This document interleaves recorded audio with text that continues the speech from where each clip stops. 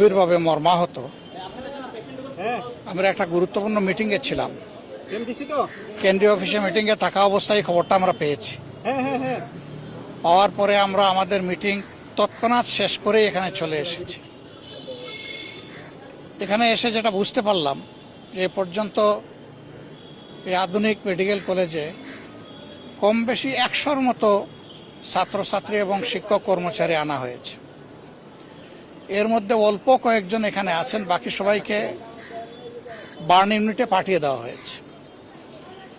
উপস্থিত ডাক্তার যারা, তারা আমাদেরকে অবহিত করেছেন যে এর মধ্যে 30 জনের অধিক তাদের শরীরে 80 থেকে 100% বার্ন হয়ে গেছে। 80 থেকে 100% যারা বার্ন হয়ে যায়, আমাদের ক্ষুদ্র অ্যাসেসমেন্ট মেডিকেল সায়েন্সের তাদের সারভাইভ করার আশঙ্কা একেবারেই থাকে না। কিন্তু আল্লাহ চাইলে মৃতকেও জীবন দিতে পারেন, আবার সুস্থকে ধরে নিয়ে যেতে পারেন। বাকি যারা আছে তারা বলছেন যে হয়তো উপযুক্ত চিকিৎসা পেলে তারা সারভাইভ করবে। আমরা প্রথমত আল্লাহর দরবারে দোয়া করছি যে আমাদের একটা ছেলে মেয়েও যেন এই অবস্থায় দুনিয়া থেকে বিদায় না নেয়, আল্লাহ যেন সবাইকে হায়াত ফিরিয়ে দেন। আর পরিবারগুলো এখনো জানে না তাদের কলিজার টুকরা কে কোথায় কিভাবে আছে, তাদের এই উদ্বেগটা যেন আল্লাহ দূর করে দেন। চিকিৎসা সেবায় যারা নিয়োজিত আছেন আমরা বলে এসেছি, বার্ন ইউনিটে ইনশাল্লাহ আমরা যাব, তারা যেন তাদের সর্বোচ্চটা দিয়ে তারা চেষ্টা করেন।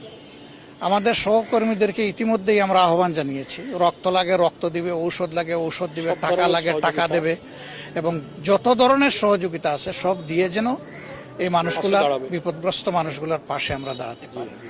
আমরা দেশবাসীকেও আহ্বান জানাবো যে প্রথমত তাদের জন্য সবাই যেন দোয়া করে, আল্লাহ যেন তাদেরকে সুস্থ করে দেন। দ্বিতীয়ত যার যেখানে যেটুকু করার আছে, সরকার এবং দেশবাসী সবাই যেন আমরা সর্বোচ্চটা করতে পারি। তৃতীয় আমাদের অনুরোধ থাকবে যে এই ধরনের সেন্সিটিভ জোনে যেন ভবিষ্যতে আর এই ধরনের ট্রেনিং দেওয়া না হয়। কারণ ট্রেনিং লার্নার যে প্লেন, এগুলার এইটাই কিন্তু প্রথম অ্যাক্সিডেন্ট না। এর আগেও অনেকগুলা বিপজ্জনক অ্যাক্সিডেন্ট হয়েছে এবং জানমালের ক্ষয়ক্ষতি হয়েছে। আমরা যতটুকু জানতে পেরেছি, পাইলট যিনি, তিনিও নিহত হয়েছেন। তিনিও আমাদের সন্তান। তার জন্য আমরা দোয়া করি আল্লাহ যেন তাকে ক্ষমা করেন এবং জান্নাত দান করেন। এখানে এই প্লেন ক্রাশে ইতিমধ্যে যদি আর কেউ এইরকম নিহত হয়ে থাকেন, তাদের জন্য আমাদের একই দোয়া থাকলো, এবং আমরা সবাই মিলে ইনশাল্লাহ এই বিপদ যাতে কাটিয়ে উঠতে পারি, আল্লাহ যেন আমাদেরকে এই তৌফিক দান করেন।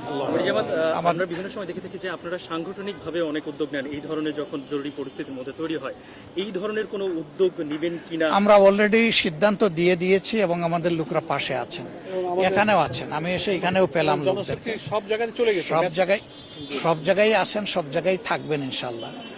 এরপরে একটু যখন সেটেল হবে ঘটনা, তখন আমরা প্রত্যেকটি পরিবারে যাব ইনশাল্লাহ। যেখানে যাকে যেটুকু করার দরকার, আল্লাহ যেন আমাদেরকে সেটা করার তৌফিক দেন। আপনারা দোয়া করুন।